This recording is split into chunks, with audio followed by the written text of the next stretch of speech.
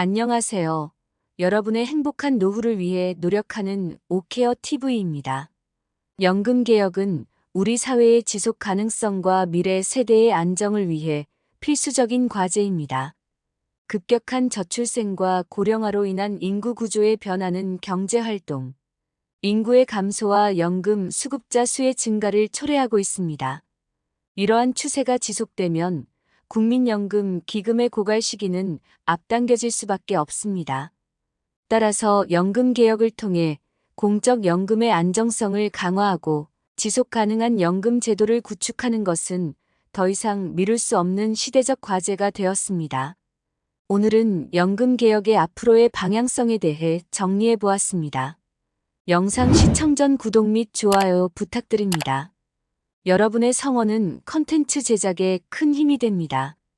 공적연금인 국민연금은 1988년에 도입됐습니다. 올해 기준 국민연금 보험료율 즉 내는 돈은 9%이고 소득 대체율 연금으로 받는 돈은 42%입니다. 수급 개시 연령은 63세입니다. 국민연금이 도입된 후 36년 동안 개혁은 두 차례가 있었습니다. 1차 연금 개혁을 했던 김대중 정부는 1998년에 소득 대체율을 70%에서 60%로 낮추고 연금 받는 나이를 60세에서 65세로 늦췄습니다. 2차 개혁은 노무현 정부에서 이뤄졌습니다. 노무현 정부는 보험료율을 9%에서 15.9%로 올리고 소득 대체율을 60%에서 50%로 내리는 방안을 추진했습니다. 이른바 더 내고 덜 받는 개혁안으로 국민적 지지를 얻지는 못했습니다.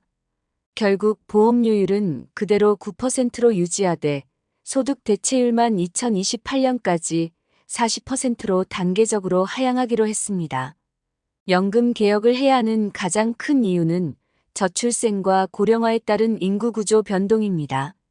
경제 활동을 통해 보험료를 납부할 사람은 줄어들고 받는 사람은 늘어나고 있다는 겁니다.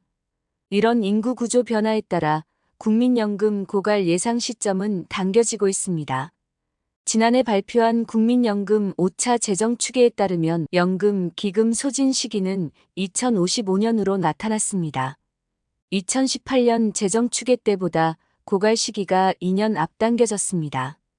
2003년인 1차 재정 추계 때 예측된 고갈 시점은 2047년이었는데 연금 개혁을 거쳐 2008년인 2차 2013년인 3차 때는 2060년으로 다소 늦춰졌습니다.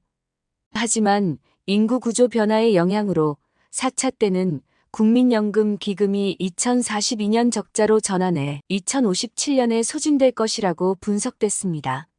젊은 세대를 중심으로 미래에 국민연금을 받을 수 없다는 불안감이 일면서 아예 국민연금을 없애자는 얘기까지 나오는 상황입니다.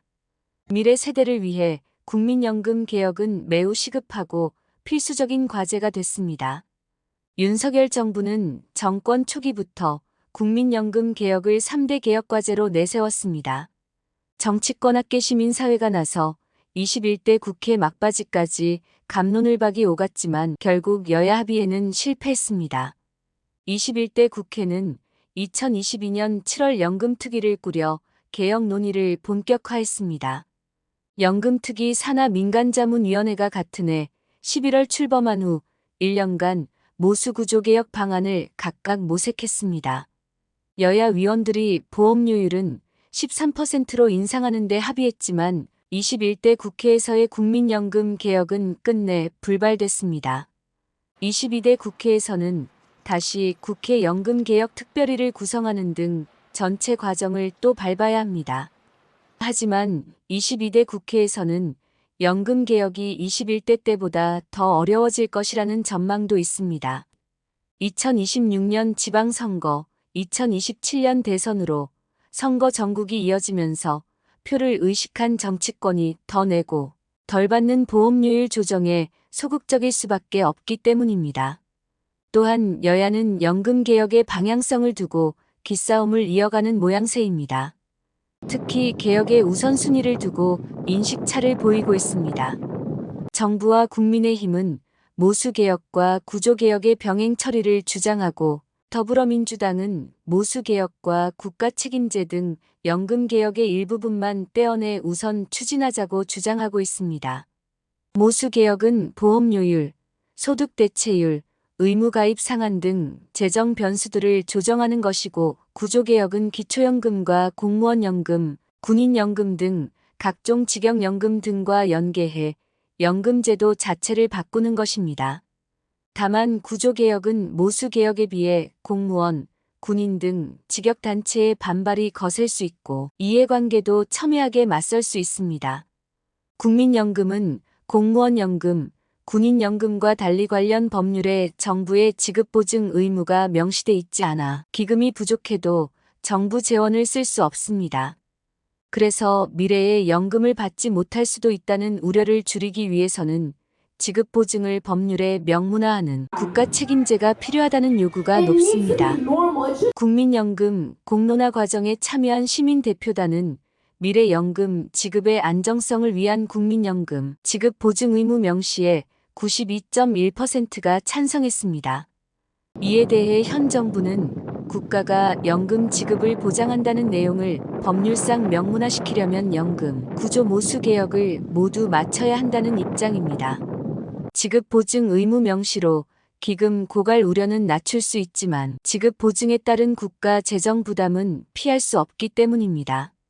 연금개혁 세미나에서 국민연금으로 인한 부채가 2050년에는 6,105조 원, 즉 GDP의 109.1%, 2090년에 사경 4,385조 원에 도달할 것으로 예상했습니다. 국가가 지급을 보증하는 직역연금인 공무원연금, 군인연금의 연금 충당 부채는 매년 증가하고 있습니다.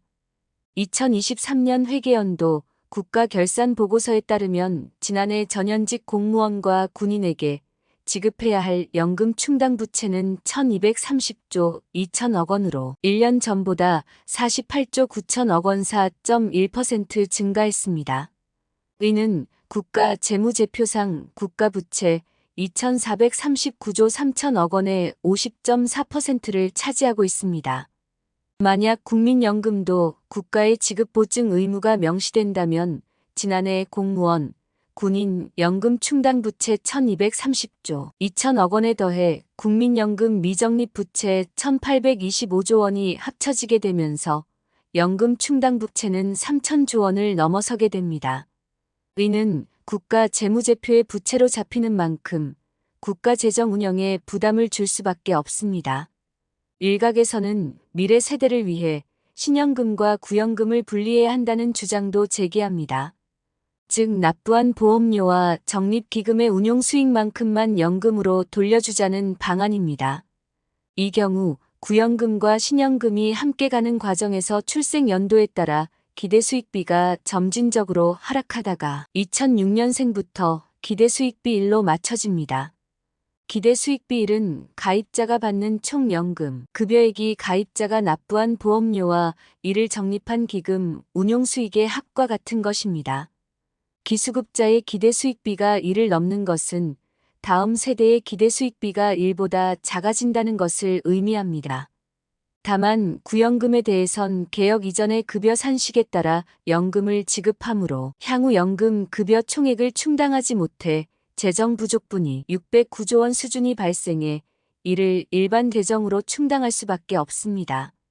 KDI에서는 10년 동안 연 국내 총생산 대비 4에서 5% 국채 발행을 통해 구연금 재정 부족분을 우선 충당하고 증가한 국가 채무에 대해 연 GDP 대비 1% 세금으로 2071년 정도까지 상환할 수 있다고 분석했습니다.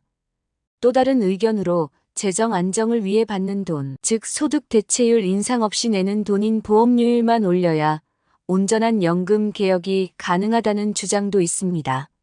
전 한국연금학회장은 지난 5월 28일 서울 중구에서 열린 연금연구회 세미나에서 국민연금 개혁은 기본적으로 미래 세대의 부담을 덜 지우는 방향으로 진행돼야 하고 향후 받는 돈 인상 없이 내는 돈만 올려야 온전한 연금 개혁이 가능하다고 주장했습니다.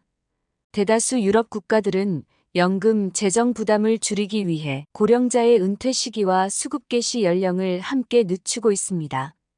더 오래 일하고 연금을 더 늦게 받는 방안입니다. 지난해 프랑스는 연금 수령이 가능한 법정 은퇴 연령을 62세에서 64세로 늦추는 연금 개혁을 단행했습니다. 독일도 2001년과 2004년 개혁을 통해 연금 수급 연령을 상향했고 65세인 정년을 오는 2029년까지 67세로 연장하는 계획을 세우고 있습니다. 핀란드는 은퇴 시기를 63세에서 68세 중 선택할 수 있도록 해 늦게 은퇴할수록 더 많은 연금을 받을 수 있는 제도를 시행 중입니다. 일본은 2022년 4월부터 기존 65세인 정년을 70세로 늘렸습니다. 또한 모수개혁 외에도 연금 안정성을 최우선으로 고려해 연금 자동 조정 장치를 도입한 나라도 있습니다. 스웨덴은 1998년 유럽 국가 중 최초로 연금 자동 조정 장치인 안정화 지수를 도입했습니다. 기대 수명이 늘어나면 연도별 연금 지급액이 축소되고 연금 부채가 자산보다 커질 경우 균형 재정을 달성할 때까지 지급액이 줄어드는 제도입니다. 독일도 지난 2004년 연금 지급의 자동 조정 장치로 지속 가능성 계수를 도입했습니다. 지속 가능성 계수가 1에 수렴되도록 보험료율과 급여 수준을 지속적으로 조정하는 장치입니다. 일본은 연금액을 기대 수명 연장과 출산율 감소에 연동해 삭감하는 장치인 거시경제 슬라이드를 2004년에 도입했습니다. 자동 안정화 장치는 현재 OECD 회원국 중 70%가 운용 중입니다. 자동 안전화 장치의 골자는 연금 조정에서 정치적 판단을 원천적으로 배제한 것입니다. 개혁 논의만 반복하면서 정치 사회적 비용이 소모되지 않도록 하는 동시에 정부 성향과 상관없이 연금액이 규칙적으로 조정되는 것이 장점입니다. 또한 사적연금 활성화 및 민간 수탁 방식을 도입하는 등 다층 연금 체계를 강화하면서 수급자의 수익률을 높이는 국가도 있습니다. 영국은 국민들이 사적연금에 가입하도록 제도적으로 장려했습니다. 실제로 영국의 퇴직연금 가입자는 제도 개혁 전에 55%에서 현재 88%로 급증했습니다. 영국 정부는 사적연금과 공적연금에 대한 정보를 제공해 노후 준비를 돕는 통합연금 예측 서비스도 구축했습니다.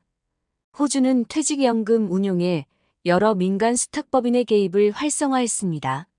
지난 10년간 호주의 퇴직연금 평균 수익률은 7%대로 한국의 4.9%보다 높게 나타났습니다. 이처럼 연금 개혁에 성공한 해외 주요 국가들은 모두 연금의 지속 가능성을 위해 환경과 상황에 따라 지급액을 조정할 수 있는 기능을 도입했으며 현재까지 이러한 조치들은 비교적 성공적이었다는 평가를 받고 있습니다. 22대 국회에서는 다양한 아이디어와 여러 성공한 모델들을 참조하여 정치 일정과 상관없이 꼭 연금 개혁을 성공했으면 좋겠습니다. 한 줄 요약입니다.